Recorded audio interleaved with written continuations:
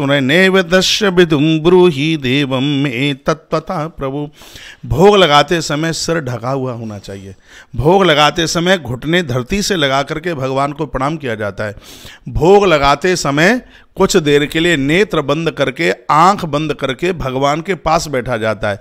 लेकिन प्राय भोग कैसा लगता है कि थाली लगा देंगे, रख देंगे और अपन चले जाएंगे घूमने के लिए। थाली वहाँ रखी रहती है, इतने में चाय भी पी के आ जाते हैं, 2-4 व्हाट्सअप भी चेक करके आ जाते हैं, मोबाइल भी सुन करके आ जाते हैं।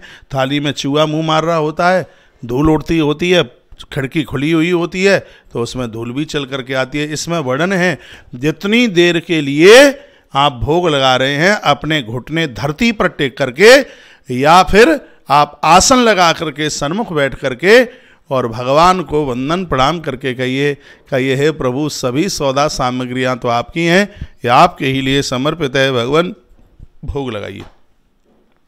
उसमें तुलसी पत्र डालिए।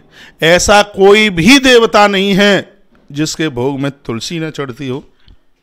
गणेश जी की पूजा में गणेश जी को तुलसी नहीं चढ़ती, लेकिन गणेश जी के भोग में तुलसी चढ़ती है। शंकर जी के भोग में तुलसी, ऐसा कोई देवता ही नहीं है जिसके भोग में तुलसी न चढ़े।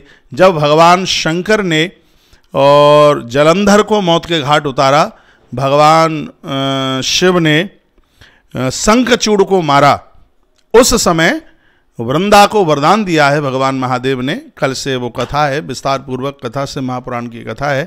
तो उसमें कहा है कि देवी, हमारा वरदान है तुझे कि जब तक तू देवताओं के थाल में नहीं होगी तब तक वो भोग देवता स्वीकार नहीं करेंगे। इसलिए सभी लोग इस बात को सुन लीजिएगा, हरि वैष्णव जनों के घर में तुलसी का होना जरूरी है और भगवान के भोग में तुलसी पत्र जरूर डालिएगा। पत्रम पुष्पम फलम तोयम यो माम भक्त्याम प्रयक्षति। ये भगवान के ही शब्द हैं श्रीमद् भगवद गीता में। भगवान कहते हैं कि पत्ते से मैं प्रसन्न होता हूं। किसके पत्ते के ऊपर रीझ गए भगवान? सुनो, वो तुलसी का पत्ता किसने चढ़ा दिया था? सुनिए, महाभारत में कथा आती है जिसमें दुर्वासा जी दुर्योधन के यहाँ से पहुंच गए और परीक्षा लेने के लिए पहुंच गए, और ऐसे समय पर पहुंचे कि जिस समय तो वहाँ अन्न भोजन की व्यवस्था नहीं थी। सूर्य भगवान ने अक्षय पात्र दिया था युधिष्ठिर को और ये कहा था कि जब तक घर की नारी नहीं खा लेगी तब तक इसमें से अन्न कम नहीं होगा। तो वो 10,000 ब्राह्मणों को वन में भी रोज भोजन कराते थे। तब से लेकर आज तक ये परंपरा बन रही है, जिस घर में नारी सबके बाद में भोजन करती है, अन्नपूर्णा का कनस्तर खाली हो सकता है लेकिन आपके घर में कभी भी कमी नहीं आएगी। माताओं को सबसे बड़ा क्यों माना गया? हमारा उपनिषद कहता है, उपनिषद का एक श्लोक है और वो आप बराबर बोलते हैं, उपनिषद का श्लोक है ये, त्वमेव माता च पिता त्वमेव। सबसे पहले भगवान को माँ का रूप दिया, माँ की इतनी बड़ी बड़ाई की। क्यों?